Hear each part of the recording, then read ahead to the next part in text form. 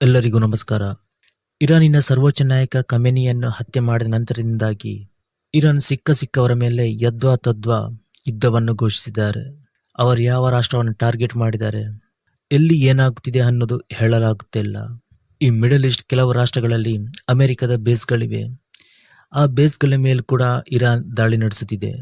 ಈಗ ಇಷ್ಟು ಸಾಲದು ಎಂಬಂತೆ ಹರ್ಮುಜ್ ಜಲಸಂಧಿ ಮೂಲಕ ತೈಲ ಟ್ಯಾಂಕರ್ಗಳ ಮೇಲೆ ಕೂಡ ಇರಾನ್ ದಾಳಿ ನಡೆಸಿದೆ. ಇದೊಂದು ಆತಂಕಕಾರಿ ಬೆಳವಣಿಗೆಯಾಗಿದೆ. ಯಾಕೆಂದರೆ ಹೆಚ್ಚಿನ ಪ್ರಮಾಣದ ತೈಲ ಸರಬರಾಜು ಮಾಡುವುದು ಆ ದಾರಿಯ ಮೂಲಕ. ಅದೊಂದು ಕಿರಿದಾದ ಪ್ರದೇಶ. ಆ ಕಿರಿದಾದ ಪ್ರದೇಶಗಳಲ್ಲೇ ಹಡಗುಗಳು ಸಾಗುತ್ತೆ. ಈ ಇರಾನಿನ ಆಕ್ರೋಶ ಬೇರೆ ರಾಷ್ಟ್ರಗಳಿಗೂ ಬಿಸಿ ತಟ್ಟುವಂತಾಗಿದೆ. ಈ ಒಮಾನಿನ ಕಸಬ್ ಬಂದರ್ಗಳಲ್ಲಿ ತೈಲವನ್ನು ತುಂಬಿಸಿ ಬೇರೆ ರಾಷ್ಟ್ರಕ್ಕೆ ಸರಬರಾಜು ಮಾಡಲು ಮುಂದಾಗಿತ್ತು. ಈ ಹಡಗು ಪಲಾವ್ ಫ್ಲಾಗ್ ಅನ್ನು ಕೂಡ ಹೊಂದಿತ್ತು. ಪಲಾವ್ ಅಂದರೆ ಒಂದು ಸಣ್ಣ ರಾಷ್ಟ್ರದ ಹೆಸರು.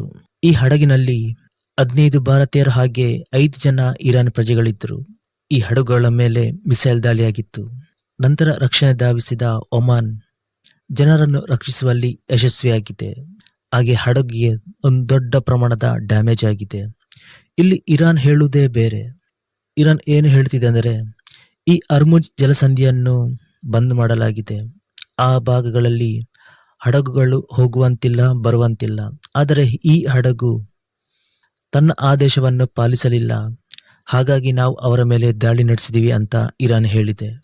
ಈ ಹರ್ಮುಜ್ ಜಲಸಂಧಿಯನ್ನು ಬಂದ್ ಮಾಡೋ ಮೂಲಕ ಬೇರೆ ಬೇರೆ ರಾಷ್ಟ್ರಗಳಿಗೆ ಏನು ಈ ತೈಲಗಳು ಸರಬರಾಜಾಗುತ್ತಿತ್ತು ಅದು ಈಗ ನಿಂತು ಹೋಗಿದೆ. ಇದರಿಂದಾಗಿ ಭಾರತಕ್ಕೂ ಕೂಡ ತುಂಬಾ ತೊಂದರೆಯಾಗಲಿದೆ.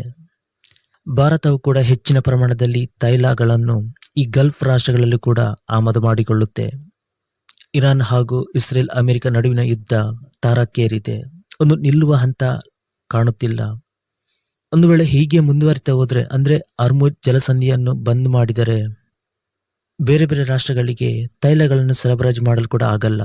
ಇನ್ನು ಭಾರತಕ್ಕೂ ಕೂಡ ಮಿಡಲ್ ಈಸ್ಟ್ಗಳಿಂದ ತೈಲಗಳನ್ನು ಆಮದು ಮಾಡಿಕೊಳ್ಳಲು ಕೂಡ ಆಗಲ್ಲ. ಈ ತೈಲಗಳಿಂದ ವ್ಯತ್ಯಯ ಉಂಟಾಗಿ ಅದರ ದರಗಳು ಕೂಡ ಏರಬಹುದು. ಭಾರತ ಇದಕ್ಕೆ ಪರ್ಯಾಯ ದಾರಿ ಮೂಲಕ ಬೇರೆ ರಾಷ್ಟ್ರಗಳಿಂದ ಹೆಚ್ಚಿನ ಪ್ರಮಾಣದಲ್ಲಿ ತೈಲಗಳನ್ನು ಆಮದು ಮಾಡಿಕೊಳ್ಳಬೇಕಾಗುತ್ತದೆ.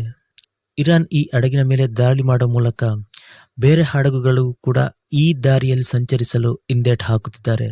ಈ ಹರ್ಮುಜ್ ಜಲಸಂಧಿ ಓಪನ್ ಆಗಬೇಕಾದರೆ ಇವುಗಳ ನಡುವೆ ನಡೆಯುತ್ತಿರುವ ಈ ಯುದ್ಧ ನಿಲ್ಲಬೇಕು. ಆಗ ಮಾತ್ರ ಆ ದಾರಿಯಲ್ಲಿ ಹಡಗುಗಳು ಸಂಚರಿಸಲು ಸುಲಭವಾಗುತ್ತೆ.